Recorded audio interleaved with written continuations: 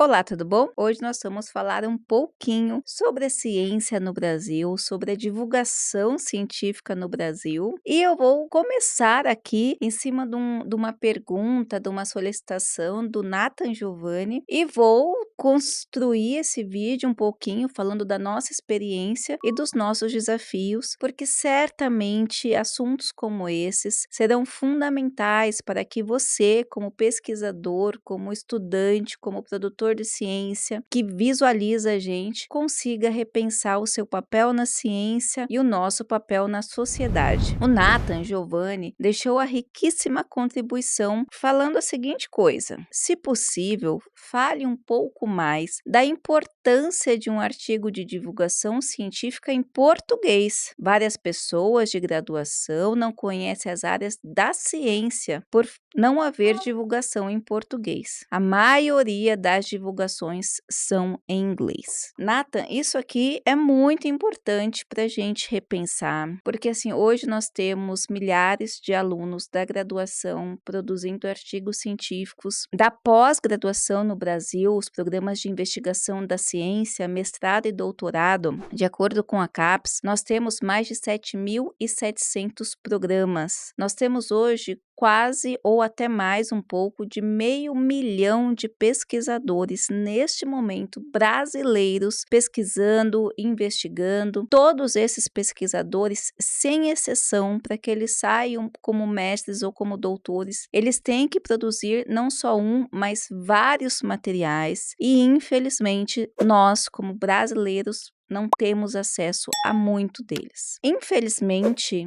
existe ainda uma grande parte de pesquisadores resistentes a publicar seus materiais, a divulgar a ciência aqui no Brasil. Eles optam, até muitas vezes por iniciativa de grupos, né, que fazem parte das comitivas, por publicar o material em inglês e em revistas internacionais que são ainda acessíveis através de base de dados fechadas para um número restrito de pessoas. Ora, a maioria dos programas de pós-graduação aqui no Brasil são, de certa forma, recebem incentivos governamentais, sem contar as bolsas taxas, as bolsas integrais, aonde nós, brasileiros, como brasileiros, não temos acesso. É muito triste que estudantes da graduação, por exemplo, não consigam ter acesso à nossa ciência, e é muito triste que a própria sociedade não consiga enxergar o que a academia fala. Lá no programa de doutorado da PUC, nós estávamos discutindo, né, sobre a dificuldade de se acessar e o que acarreta um alto nível de desinformação.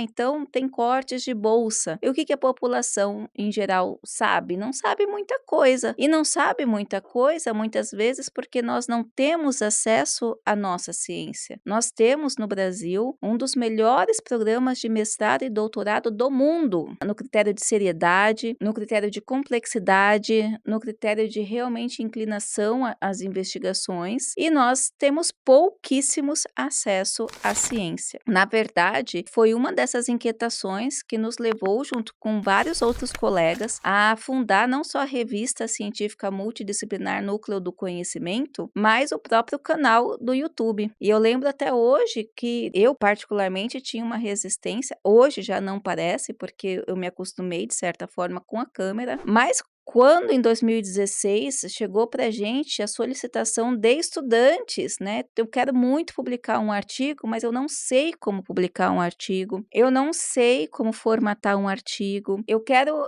entrar num programa eu quero ser um cientista, mas eu não sei como ser cientista. Então, chegaram até nós: olha, vocês vão ter que gravar vídeos explicando para os alunos, se vocês querem mesmo divulgar ciência no Brasil, se vocês querem trazer ciência de brasileiros e de outros países também para o Brasil, vocês vão precisar gravar canal no YouTube. E videoaulas no YouTube que sejam práticos, esclareçam e possam ajudar a sociedade. Então, se vocês olharem, até fazer uma retrospectiva, mudou bastante, né? A questão tanto da minha fala com relação a me acostumar mesmo com a câmera. Eu lembro que nos primeiros vídeos eu mal conseguia respirar, não tinha experiência nenhuma com relação à câmera, e no nos primeiros vídeos que eu gravei, na época eu estava numa outra instituição e muitos professores foram extremamente contra o fato de ter um professor gravando, né, um professor de pós-graduação gravando esses tipos de aulas no YouTube, porque eles tinham a ideia de que esse tipo de comunicação deveria ser só de ensino médio, daqueles professores que são mais descontraídos, de matérias realmente para cursinho pré-vestibulares, mas que professores de pós-graduação era um lugar onde não deveriam participar. E eu fiquei muito confusa, porque assim, não faz sentido que nós, como pesquisadores, mestres, doutores, professores, tenhamos tanta resistência não só a trabalhar com a tecnologia para a divulgação da ciência no Brasil, mas também com relação a você fomentar meios que possam fazer o nosso papel social, porque como professores, educadores, pesquisadores, nós temos uma função social de repasse do conhecimento. Na verdade, a gente briga por isso, essa questão de reter conhecimento como forma de poder não é totalmente contraditório ao papel que um professor deveria ter. Então, nós, enquanto professores, somos disseminadores, ou deveríamos ser disseminadores do conhecimento, com um papel social de extrema relevância para mudar a sociedade como um todo e especialmente a sociedade brasileira. Os países subdesenvolvidos, como é o caso do Brasil, eles enfrentam cenários críticos justamente por não ter na população, de forma geral, o conhecimento, não se tem pensamento crítico, não se tem pessoas voltadas e inclinadas a esse saber, essa construção de saber, ou se tem poucas pessoas em comparação ao número. Então, o N de pesquisadores, o N de cientistas é relativamente baixo. Mas como que vai ter se o aluno de ensino médio, um aluno de graduação, ele não tem acesso à ciência? Quantos porcentos aqui no Brasil que falam inglês? E não é só falar inglês, os caminhos para você se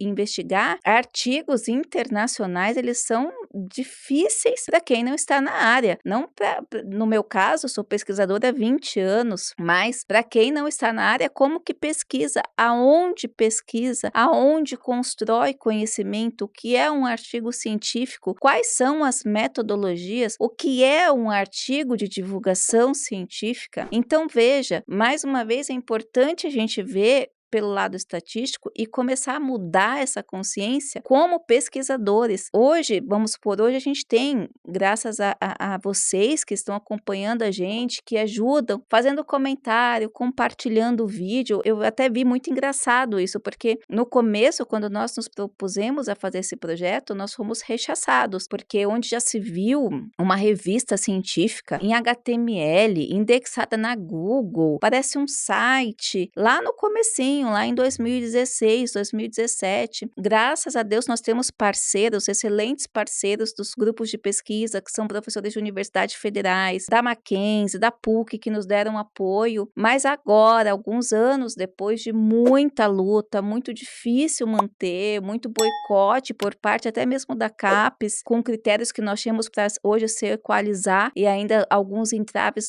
bate a porta, um deles é justamente esse percentual de revistas que pode estar no extrato, mas isso é assunto para outro vídeo. Mas o que eu quero deixar para você aqui nesse vídeo, em cima dessa pergunta do Natan e dessa consideração, é que se você está assistindo o vídeo, ou você é pesquisador, ou você será pesquisador, ou você está buscando alguma coisa a respeito desse assunto, então eu peço que você comece mesmo a investigar, comece a entender e dar valor para o conhecimento e dar valor para a nossa ciência. Além dos milhares de programas de alunos de graduação que vão produzir material científico, como eu já falei, hoje nós temos 500 mil de pesquisas de mestres e doutores acontecendo nesse momento. Se cada um deles publicar pelo menos uma, e vão ter que publicar porque é critério para saída, nós temos hoje pelo menos 500 mil, pelo menos por baixo, 500 mil pesquisas, 500 mil resultados de estudos que estão sendo realizados aplicado nos programas de pós-graduação. Então eu pergunto, aonde estão esses estudos? Como eles estão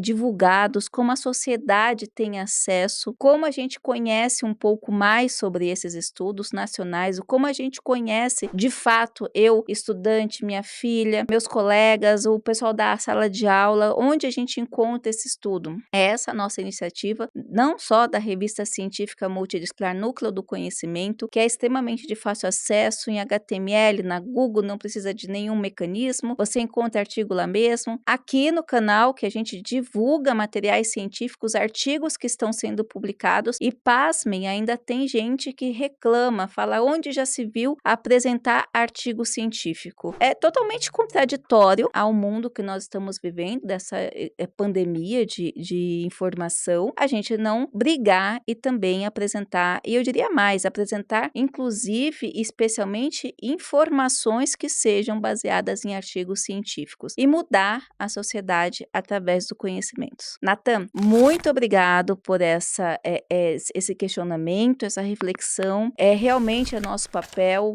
falar sobre a nossa importância como pesquisa, como conhecimento, como pesquisadores. E eu peço para você também deixar seu comentário, se inscrever no canal, se interessar por publicar artigo científico e divulgar o seu material. Um grande abraço, até a próxima!